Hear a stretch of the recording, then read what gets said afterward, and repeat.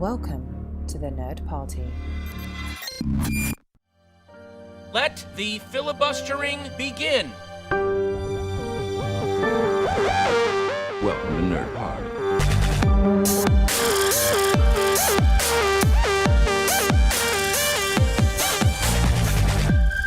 Hello and welcome to Filibuster here on the Nerd Party Network. I'm Lee Hutchison, and joining me today for another lockdown interview is actress Marli Siu. Marli is one of Scotland's most exciting talents right now, with roles in Anna and the Apocalypse, Run, and the upcoming Our Ladies and Alex Rider TV show.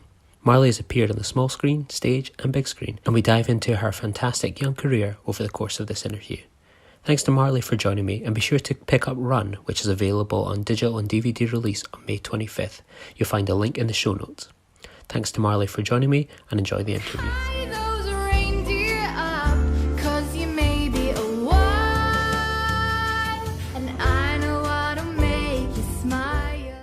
What kind of kick-started your passion for acting and sort of the performing arts? So I danced since I was like 4, and that was just because there was a local dance class. I grew up in Forres, and there wasn't like a ton of stuff to do around there. But my mum was always very like proactive, getting like me and my sisters all into like hobbies. So I did a lot of dancing, and I think that's what I did. There was like a thing called YMT, which was the kind of closest thing that you came up to us. It came up to Inverness, and I remember auditioning for that when I was like 13 or 14. I was really young, and I went away, and it would be like a show you would do over the summer.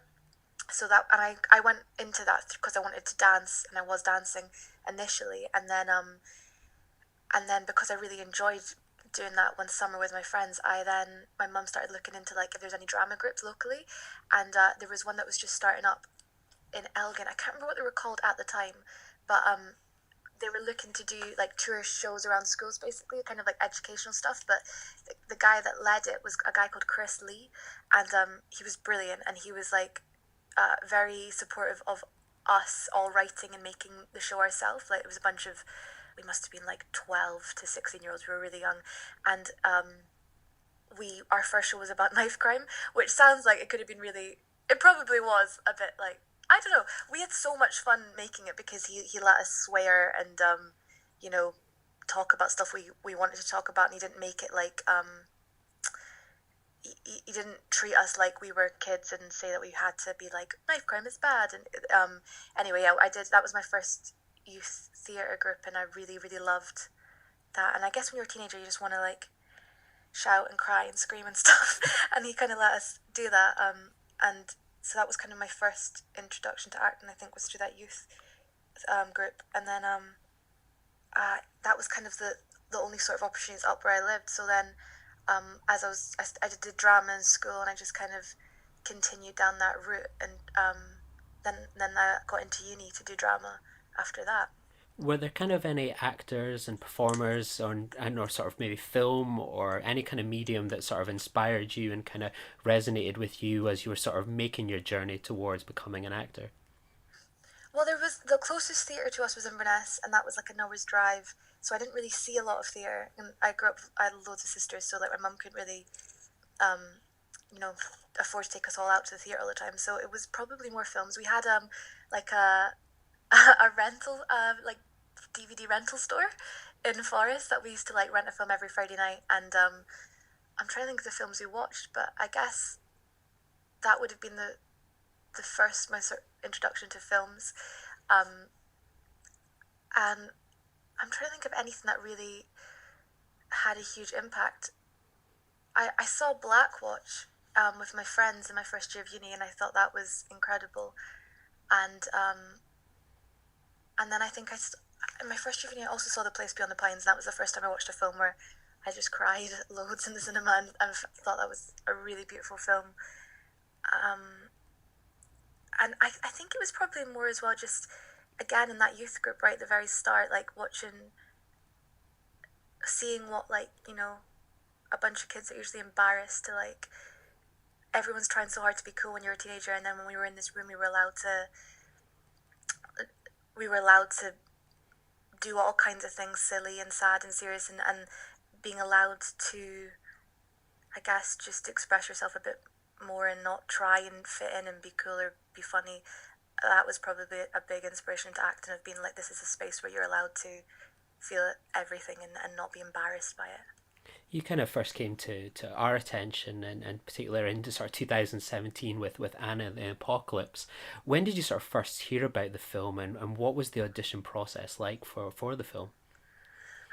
So I first heard I was just starting my first job, which was at Dundee Rep Theatre, and I was sent I was asked to do a tape, so I taped for it, and then I came down to London and did an audition, and I met John McPhail, who's the director, and his best mate Tyler was actually, I was in a show with him at Dundee Rep, so I think John had seen me through that, and then his great casting director Sophie Holland had got me in, and I did my first audition, and then I got called back the next day while I was still in London and did like a group. So they put us together and we did like an improv. It was a really, really nice audition process because they really let us play around. Like, they put us into different groups and it wasn't scary, and we had to sing a song, but like Tommy Riley and Roddy Hart, the composers, were there and kind of worked on it with us. And I think because for a lot of them it was, I mean, they John had made a film before, and Roddy had done Sunshine on Leith, but they were all still really excited, and it was still quite, I think, new for those guys as well. So I think everyone was so excited to be making a film that it was a lovely process. It wasn't like anyone was, nasty, or it was a lovely process. Were you always up for that role, or was of Lisa, or was it potentially sort of, was that always the kind of character you had in mind for that you were going for? I think all the girls, as far as I know, I think did a tape for Anna initially, and then when I actually went into the room, I was given the sides for Lisa. But I remember when I first read the script and Lisa's scene when you first meet her, I just straight away thought, I think she's so much fun, and I was like, I really would love to audition for her. So I was really excited when I got to come back in and get to do Lisa. And when I read her song as well, even though I didn't know what it was going to sound like yet, it was so funny. So I was really glad to get to go in for Lisa. What was it like working on your first film? Was it everything you kind of expected it to be? What was the kind of feeling that you got from it? I had no idea what to expect. I'd done a bunch of short films, and I really loved being on set. So I was hoping it would be like that, but it was that and more. We were all filming inside this school, and they set up everything, like the costume department, the makeup department, the office. Everything was along this one corridor, and we had a green room, and then there was two classrooms, which were the boys and the girls change room basically, and we all just hung out and we just roamed around the school. So I don't think it was, no, I know now that's not a normal filming experience, but at the time it was. I can't think of a better first experience, and I'm sad to think that some people don't get that. Is so much fun to basically, such a great step as well, from going from not working into your first job. It's still kind of, because it was in a school and it was under such a protective. The people in charge, the producers and the director, were so lovely and excited themselves about making the film that it was a perfect first job to do. You kind of steal the show with your performance of Santa Baby. I rewatched Anna and the Apocalypse the other day, and annoyingly, Santa Baby's been stuck in my head every time I've gone in for the shower the past few days. What was it like kind of performing that scene? And it's the highlight of the movie for me. It always seems to go down well. I've seen it at a festival and with a cinema audience. What was that kind of day like? You've got your big scene, your big performance. How did that go down? I was really scared because Sarah Swire, who was in it, she plays Steph, and she also was the choreographer. She had sent me a video with suggested kind of the not dance moves, but a feel of how she had pictured the performance. Because initially I was like, Sarah, I can tap dance. Do you want me to tap dance during the song? And she was like, let's try and rein it back a bit. And here's some sort of moves that you can incorporate in whatever you feel comfortable. So I had an idea of the kind of routine. I hadn't seen what the boys were going to do behind me. I hadn't seen that dance yet. So when I got there, I got to see them, what she'd choreographed with all the topless Santas, and that was so funny. But I remember putting on the dress and all the hair and makeup and just feeling terrified and feeling really out of my comfort zone, because also I don't find singing comfortable at all. So I found the process, and I remember and also all the scenes up until then I'd done with other people, so I was like comfortable in that kind of area, and this was the first sort of kind of solo moment that I had to do professionally, and I found that terrifying. I thought it was going to be so awful and rubbish, and then when I got to watch it back, I was like, oh, it's okay. And John was like, he was so lovely through the whole thing. He was like, just enjoy it. But I was actually really scared before we filmed that. When was the moment that you realised this film had sort of broken out with audiences and it sort of really developed quite the cult appeal over the past few years since its release? I don't really know. I think Sitges, I went to the premiere there at the film festival. Like that was my first time. That was my first time ever watching it and seeing it with an audience. And it was like 3 a.m. It was like it was a midnight like screening, and it was like a real horror heavy audience. And so it was a lot of like men in like heavy metal t-shirts and like big horror fans, and I was like, they're gonna hate this. And then they were like laughing and clapping and singing along, and then I think that was a big moment for a lot of us, of seeing that this film sort of reached quite a few different people, and if it found its right audience, people would really enjoy it. Then I think Comic-Con in New York as well was another big moment where we were like, there, because it hadn't came out yet and people still seemed to know about it and liked it. It had done some festivals, so I think those were two really lovely moments. And now just randomly you'll get messages from people who, we did a live like tweet along the other day, and there was just like so many more people than I thought. I didn't realize how many people have seen it and enjoyed it, and that was really lovely.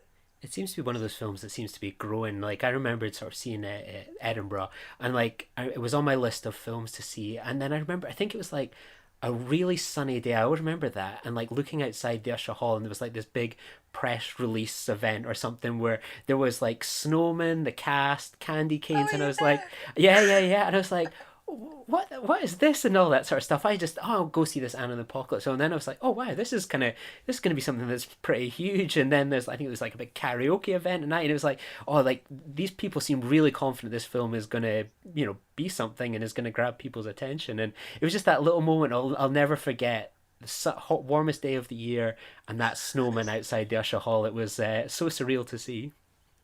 That was really fun. I think that was the Edinburgh. That was its premiere in Scotland. Yeah. Yeah, that was I don't know, the producer's idea to do that big.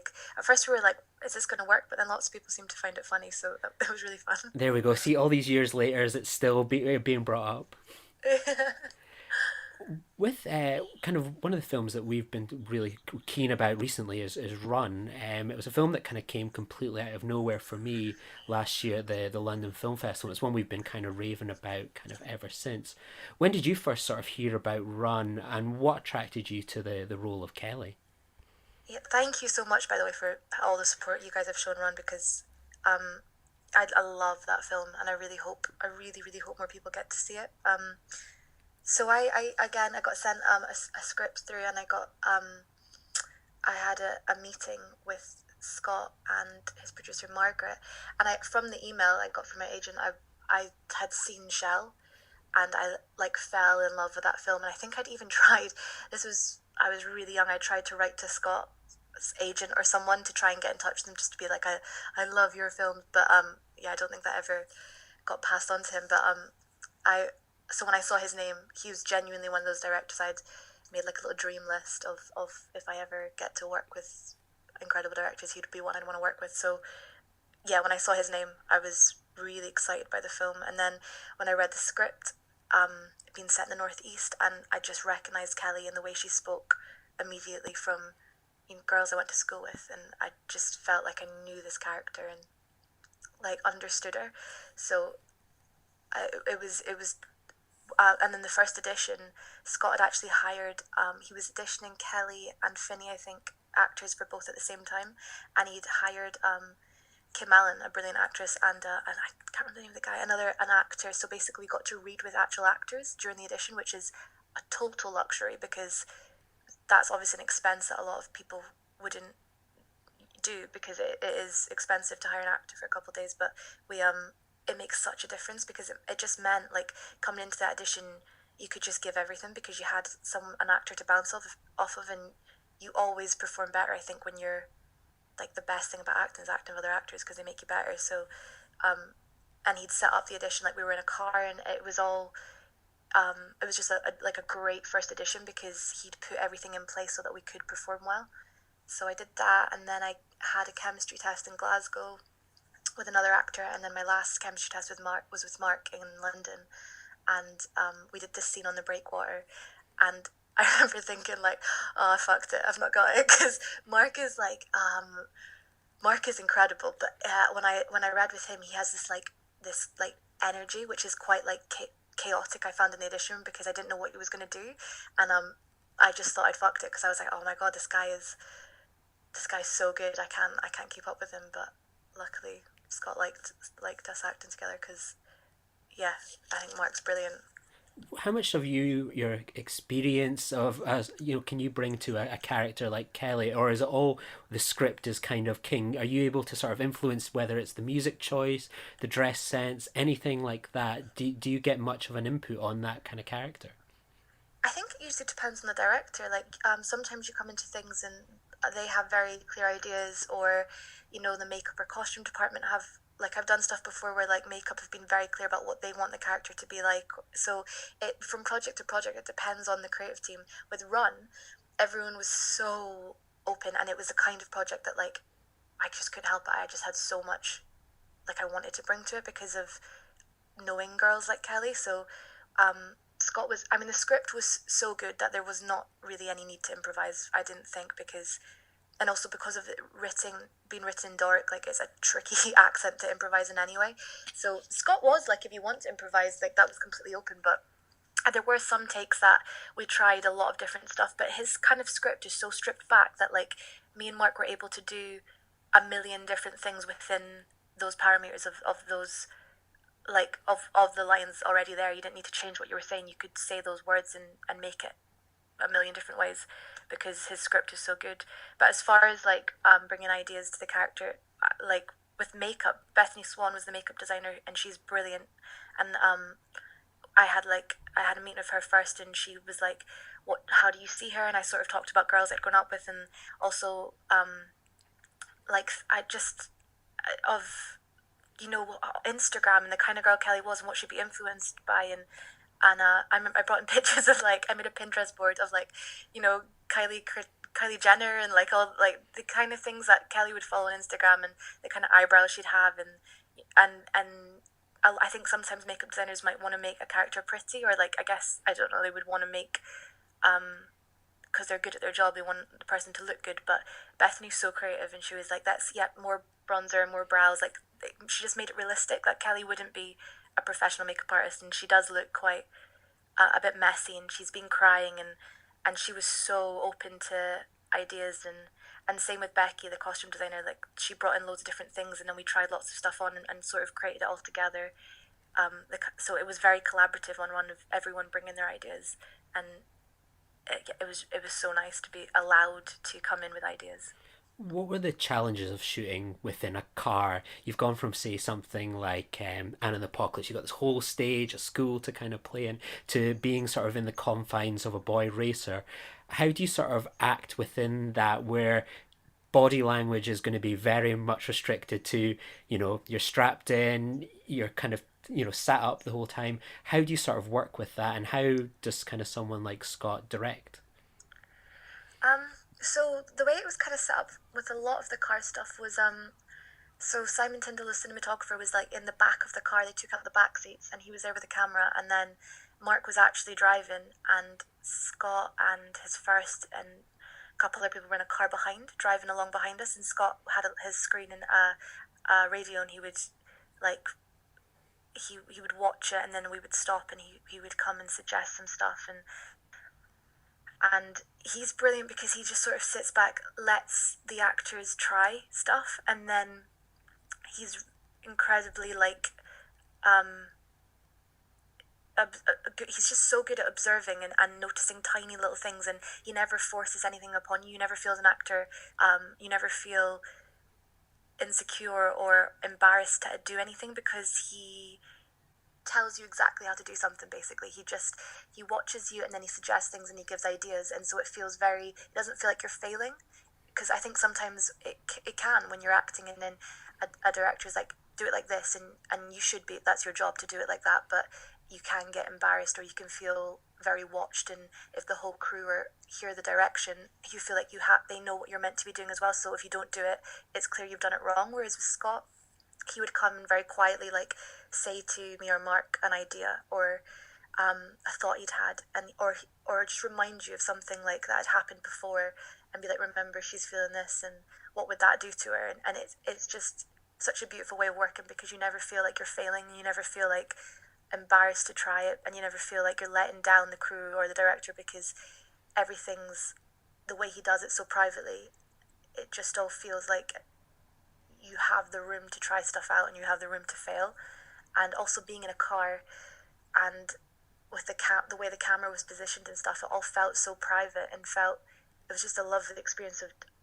It's probably like the most, even though it feels like quite confining being in a car, it felt the most like creative space, because it was so unobtrusive where the camera was positioned. And even when we did some stuff in the studio later where the cameras were like outside so they could get clearer shots of our faces, you just forget the camera's there, and it's just about acting and responding to Mark. And I loved that process, and I learned that was my second job on film, so I just learned so much from Mark and Scott, and it gave me a lot of confidence, I think, going into other jobs, of knowing how I'd like to act, and watching how Mark as an actor works and being like, oh, I'd love to try that, and feeling not scared to try stuff because Scott gave us the room to do that, I think. What I love is your relationship with Mark Stanley in this film, that you seem to have something really kind of special together. You play off each other really well. You talked about sort of the audition process. How did you sort of build upon that collaboration when you kind of secured the job, to make sure that you were kind of on the same level and to create this sort of lived-in relationship? I think that's just like, Mark's just great. We didn't after our chemistry test, I didn't see Mark again until we filmed. He went up to Fraserburgh, like, I think 2 or 3 weeks early before we filmed, and worked in a fish factory, so he could actually like and just be immersed in it, and know how to work in a fish factory. And I think we joined him like a week before we started, and we had maybe like 1 or 2 rehearsals with Scott where we went through the script and went over our scenes, but Scott, I don't think, wanted to over rehearse it, and because of the fact that Kelly and Finney wouldn't really know each other very well, like, Kelly's gone out of kid, but she's probably met Finney a handful of times, and I don't think he wanted to make that relationship too close. But also just hanging out with Mark, as soon as I came up to Fraser, like, he's just the nicest guy, and he's really easy to get on with, and he makes you feel so comfortable that it was just straight away really easy to act with him. I didn't feel like, I don't know, I've never had a bad experience with an actor where I could imagine working with older actors who've done it a lot, like, you would feel judged, or you feel like you need to prove something because they're brilliant, and you want to feel like you deserve to be in that room. But Mark's not like that at all. he's so lovely. Like, he's just an incredible actor to act with. He's very supportive. He gives you loads. And he's just a really nice guy on set as well. Like, he's easy to chat with. He gets on with everyone. So it didn't feel like it was a lot of work to get to know him, because he makes it really easy. One thing I really loved about the film, and when I saw it, I thought it was quite a cathartic experience, is that it feels like a real sliding doors movie, even though it's sort of shot and set in Aberdeenshire. Like, I think what goes on in this film is very universal. Like, I grew up like 40 miles from Fraserburgh in a little village called Inch, so it was like I knew of Fraserburgh as a place, and even that 40 miles seemed like it could have been like London for all I knew. Just that's how kind of big Aberdeenshire I always think felt. And when I watched the film, I could see a lot of the characters and people that I knew. Like, I would know the Kellys that had maybe kind of settled down really early, got pregnant and stayed, and there always feels like there's that divide, that people that left and moved on to something else, or those that kind of stayed and kind of made home and settled down. And I think no matter if it's set in Fraserburgh or Texas or anything like that, I think there's something really kind of universal about the film. What was it like for you, as someone that had kind of grown up in sort of, rural Scotland and has gone on to, star in films and so on? Did you ever sort of consider Kelly could have been maybe what your life might have been if you'd maybe stayed behind? Um, yeah, absolutely. Like I went to school with people like Kelly, so that is a complete reality that I've seen of what if you do choose to stay in your hometown and get married and have kids, like that was very much a possible option.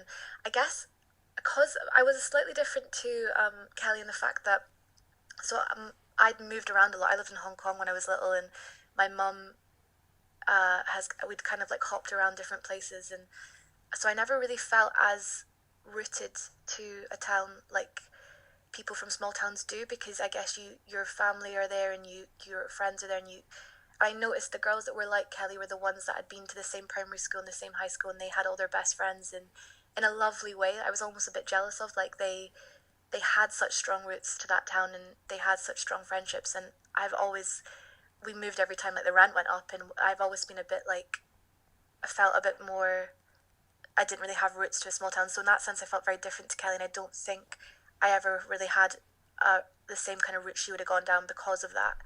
And like my grandparents and stuff lived in Edinburgh, and I was born in Edinburgh, so I I didn't have as much attachment to forests as like my peers did, or my schoolmates. I don't know why I said peers.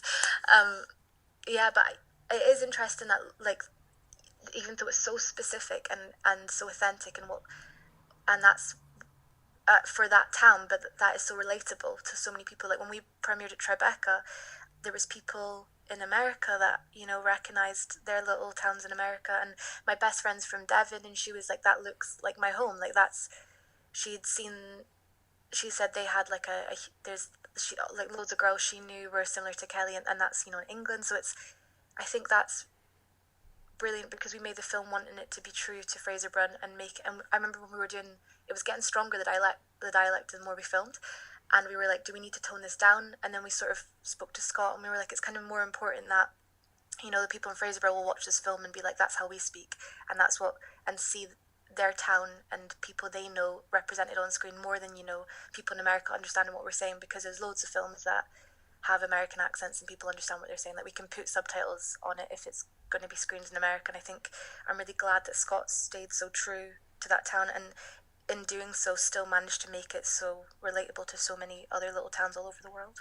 I've always wondered about. I remembered reading sort of last year about sort of the Tribeca cut having the subtitles, and I would love that as some sort of like DVD special feature to see what the subtitles were for these Scottish accents and so on, and whether it was translated, and how kind of American audiences kind of responded to the fits and quines and loons and everything like that. I've always been curious about what it must have been like for an American to watch this kind of uniquely Scottish film. Yeah, Americans are also so vocal, like so much more vocal than any kind of UK audience. So there was like, I think, an old couple a few rows behind me in Tribeca. I remember like a few lines into the film, they were like, what are they saying? Like they're so vocal. They wouldn't, like an English person would whisper like, what's that they said? But so you knew exactly what they laughed loads. Like I actually really like American audiences, because you know exactly what they're thinking and how they're feeling. Um, but I think they still enjoyed it. The film's kind of, it works with or without subtitles. It is really nice without them, because your ear does tune into it a bit more, and you have to work that bit harder. But then I think it's a bit more rewarding, because you don't miss stuff because you're not reading subtitles, obviously, so you get the whole feel of the film. But with subtitles is also really interesting too, because I think Scott's choice of every line he has in the film has a purpose. Like he edits so much, like he'll cut anything he doesn't think is important. So when you see the lines written down, there's also like another layer I think added on top of the film, because his scripts are beautiful, and sometimes it lands a bit more when you see the line. You're like, oh, that's really lovely.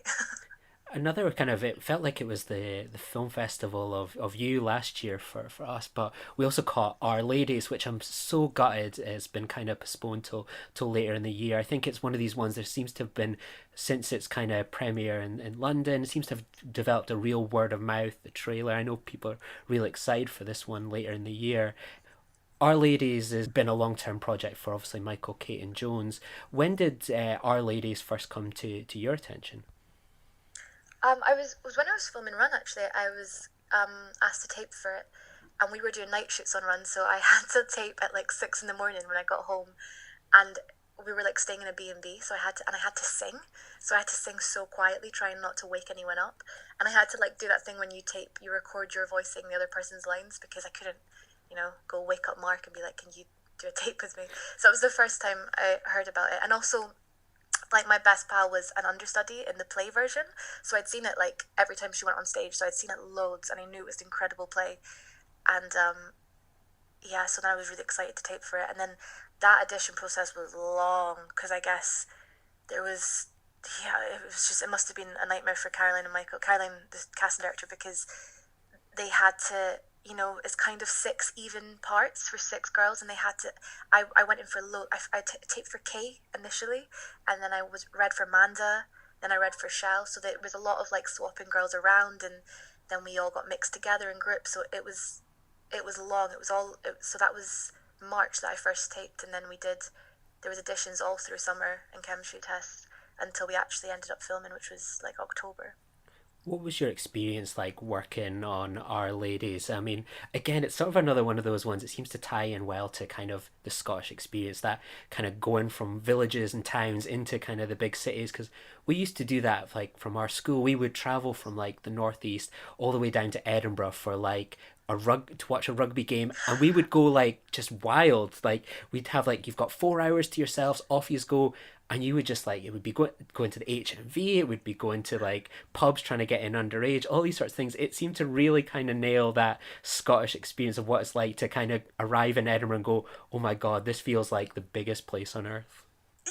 We had the exact same. We got to go to like rugby trips like once a year down to Edinburgh. So that's so funny. Like, it must be a small town thing. Absolutely. Up to Murrayfield. Yeah. Yeah, totally. That's the excitement of coming from a small town, and that genuine excitement of going to like Topshop or HMV, like, because in Forest we didn't have like the nearest clothes shop. You had to get a train to Inverness to go to New Look. Like, there just wasn't. So going to Edinburgh and having a street full of shops of clothes and CD, like, that is so exciting. So yeah, that was completely nailed on the head how accurate that feeling was, and it was really fun because we filmed in Glasgow, Edinburgh, and up in Fort Williams. We filmed all over the place, and it was quite funny, like shoving us all on a bus and sending us off. We had so much stuff where we filmed on a bus, that because it was so hard. I don't know what happened, but we kept, I don't know if it was the light or locations, or we kept missing stuff, so we spent weeks on that school bus going round and round in circles trying to get some of those shots. So every time we see the bus, it's kind of like a running joke about how much we hated that bus. How did you and sort of the other ladies develop that kind of fantastic relationship that we see on screen? It feels like you have been through like 6 years of school and kind of primary school together. Did you sort of get the chance to work together before the film, or was it sort of built on those long days stuck on a smelly bus probably? I think, yeah, the filming would definitely have added to it. And when you film with people, you just do get really close because you're spending so much time with them, and it's really fun. And some of it's really hard. So like you form really good relationships. But yeah, we actually had, I think, 3 weeks rehearsal before we got to film. I think, which Michael really like fight for, because it was really important to him that we all had that chemistry, and it could be believable that we all knew each other, because we didn't. I knew Sally from youth theatre. We did NYT together when we were really young, but like didn't like we'd spent like a couple of weeks in the summer together, so didn't know anyone super well. And I think it was over the 3 weeks rehearsal that we just Michael started it by like getting us all in a room together, and with the idea to go over scenes, I think. And it's quite funny because when I first met Michael, he did one-on-ones with us all first to just go through the script and talk about it. And he's quite, he's worked in the industry forever, and he knows it inside out, and he's not intimidating, he's lovely, but like, I also felt like he's quite a big personality, so I remember being like quite quiet in our first meeting, and he like spoke a lot about his ideas and the sort of process that had got him to this. And then as soon as he got in the room with the 6 of us, you just like, when there's 6 girls in a room, and especially us 6, like, you just didn't get a word in. Like, we're so, it just kind of, I think also because we were leaning into the characters and the kind of relationship that we would have, and they're all quite rowdy, and it was just really funny to notice the shift in control. Like, as soon as the rehearsal started, I think we sort of took over, and he sort of ended up just leaving us to it to like hang out and just become friends, I think, because and I think he was quite happy to watch that and not try and control that too much. One thing I think is great about this, and I know from friends that are really excited for it, kind of here in Scotland, is that it's a film about Scottish women. Majority of it is Scottish women, Scottish characters, and women somewhat often feel underrepresented in sort of films made here in Scotland. It's often told through sort of a male story or a male gaze. What's it like to be part of, like, a pretty rare opportunity of, like, this is Scottish women going and doing what Scottish women want to do, and people can kind of relate to that. Do you kind of feel like Our Ladies is going to kind of bring in an audience that feel maybe a bit underrepresented? I hope so. I really hope that people will feel like, or yeah, Scottish women and girls will feel a bit more represented on the screen, because I definitely didn't, growing up, didn't feel massively. I remember having a conversation with my friend. We were in high school and we decided we wanted to be actors, and I just realized that everyone on screen was English or American, the girls anyway. I mean, there was like Train Spotting, but that is, predominantly about, it is like kind of Scottish men more. So I was like, why would they ever cast Scottish girls to do English accents when you could just cast English girls? That was me being very naive as well. But I just, yeah, I didn't feel like there was any kind of stories about Scottish girls out there. And I'm really glad that Our Ladies has came along, and really lucky that it came along at a time that I could be part of it. And I hope it continues, and there's more. I think everything in the industry shifting a little bit to be a little bit. They're trying to even out there. They're trying to make more stories where women are not just the girlfriend or the friend. So I hope that continues, because it is there is like a lack of it, and it's mad. Until you see it, you don't notice how much it's missing, I think. It's another film where your character is a real good blend of comedy, musical talent, and drama. Do you seek out these kind of roles where it really pushes you as a performer in a lot of different respects? Um, I, Not really. It's so nice and lovely that you like use the terminology like seek out. Like at the moment, honestly, like if I'm just auditioning for stuff, so if anything comes up, I'm just happy to like get an audition and try and bring whatever I can to it. And if it's challenging, of course, there's certain jobs that come up and you're like, there's not really like a lot to do here. So when this stuff comes up and you can, do things, lots of different things within that role, I'm always more excited by those jobs. And I think unconsciously you always do. You try that bit harder for the stuff that is really exciting. You can bring a lot to. Um, the fact that like I think Lisa and Kyler are both musical and have the comedy aspect. That's not something that would necessarily like draw me, because I find music quite scary. But it's just when I did read the Our Lady script, I thought Kyla was so cool. Like the first time you meet her when she's like singing in the band, and then she like lights up a cigarette. I was like, oh my god, that's such a cool character. I wish I was as cool as her. So I definitely have like gut reactions to characters and scripts and think like I would love to try that. And the fact that they are different from each other, I think there is definitely if you have done something before, like you don't really want to do it again. You want to try something different. So I definitely think that whenever I read a character that is slightly different to someone before, I'm a bit more excited to try that. So I guess, yeah, if there's a character that comes up that if there's something new in them, or even if they're written similar, I'd always try and do something different with them, just because it's more exciting, I think. I remember relating to your character briefly in the film when she was like, "Oh, I would just love to work in one of these like music shops." And I remember just as like a kid, the idea of like, I would just love to work in like a Blockbuster video. That would just be like the best job ever. So it was one of those ones. It was like those kind of goals of people that kind of live in sort of the quieter towns and so on. Of like that seems like the best possible kind of job on the planet. I thought that was a really good touch. Yeah, yeah. I think that was maybe from Alan, the writer of the book, who got that totally accurate. I was like that with I really wanted to work in a cinema, and then I did, and it was not fun at all. I'm sure if you work in somewhere like the Cameo or somewhere with independent cinema, you might have. It wasn't as everything I dreamed it to be. On the horizon, there's Alex Rider, which is something I've kind of been aware of, but kind of never read or checked out. It seems like quite a change from your usual films and TV. What can people kind of look forward to in Alex Rider when it comes along? It's really fun. It's really fun. I'm really excited for people to see Alex Rider. It's just really well done. Like it's it's exciting. There's like a lot of action. The DOP bed is like shot really beautifully. Like it looks really cool. It's kind of just like I really hope people like it. It's exciting and it's a bit more, I guess, commercial than the films that I've done. And I think the acting's really good in it. And as in like the lead guy Otto who plays Alex Rider, I think he's brilliant. And Brennick who plays his best friend Tom, he's really good. And it's got like Vicky McClure who's amazing and Stephen Delane who's amazing. So it's got like a brilliant British cast. And the books, I hadn't actually read the books, but a lot of my friends had, and they managed to the guy who's adapted it for TV, he's managed to sort of bridge between like the excitement and the fun of the books, and then also make it a little bit more adult, I think, so it reaches a few more people audience wise. So I really hope people are going to like it. I think it's really fun. What can you kind of tell us a little bit about your character? You're quite well represented in the trailer, and am I detecting sort of like a Russian accent as well? Yeah, Ukrainian accent. I think they just wanted to. So my character's not in the books.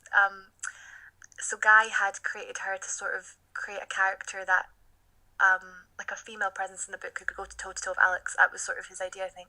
And his early on when I auditioned for it, like they said, her inspiration was a little bit of like a young Lisbeth Salander. They wanted like she's hacks computers and she's really smart and socially a bit strange, and so that was kind of the inspiration behind the character. And then she's one of Alex's classmates in the school that he gets sent to, and I think they wanted this because this school is full of like billionaires' children, and they're all from all over the world. They wanted all to be like different accents and from different places. So I can't remember how we reached Ukrainian. I think they asked me in the auditions like, what accents can you do, and that's kind of I have like my mum is her mum was from Ukraine, so that's why I went down that route, because I was like that could be interesting. I haven't done that before, but I really hope the accent isn't too awful. But yeah, she's a really fun character, and yeah, again, something very different. So I was really excited to try someone completely out of my comfort zone.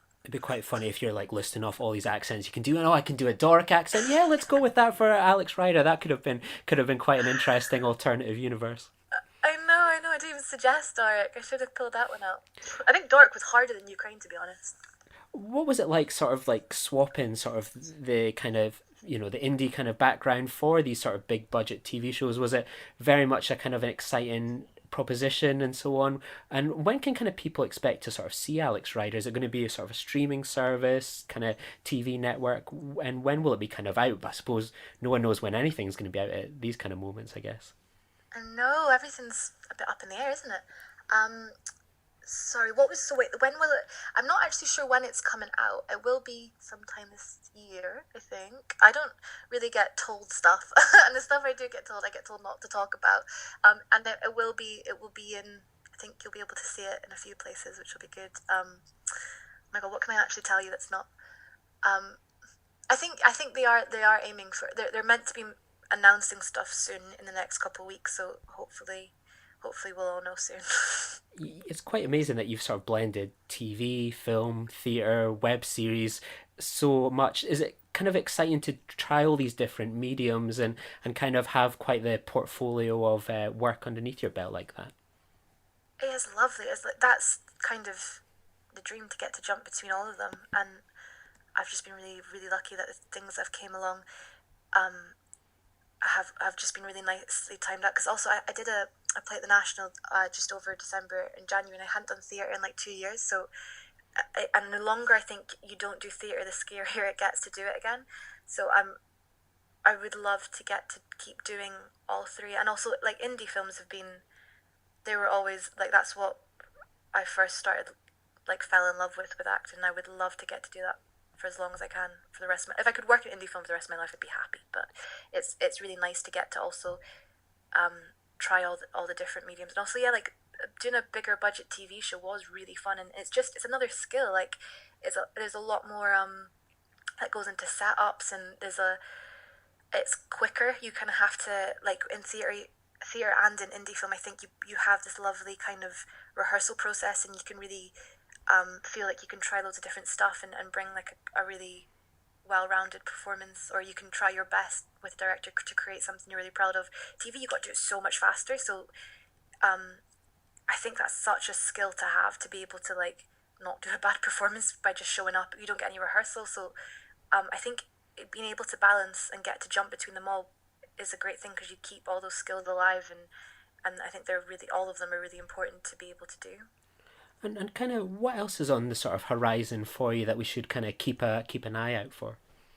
It's sort of indie film that I'm attached to at the moment, that is kind of still getting funding and stuff together, but it was one of the things I was most excited I've ever had to audition for. Like, I think it's brilliant, so I'm really excited. I really hope that goes ahead.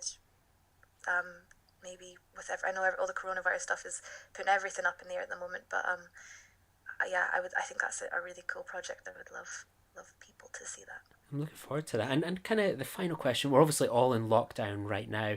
Is there any sort of shows, films or books that you'd recommend people to dive into to keep themselves sort of engaged and trying to make the best of sort of this pretty terrible situation?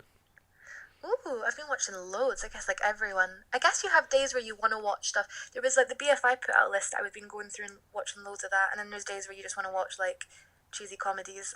What if I watched? I watched Princess Mononoke the other day on Netflix. That's like a Studio Ghibli one, I think. That was brilliant.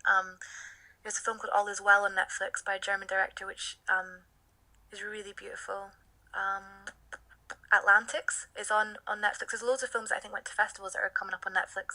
Blow the Man Down's on Amazon. That's a really cool film. It's kind of Yeah, I like caught that at Coen Brothers. Glasgow. I was really impressed by that one. Yeah, that one's really cool.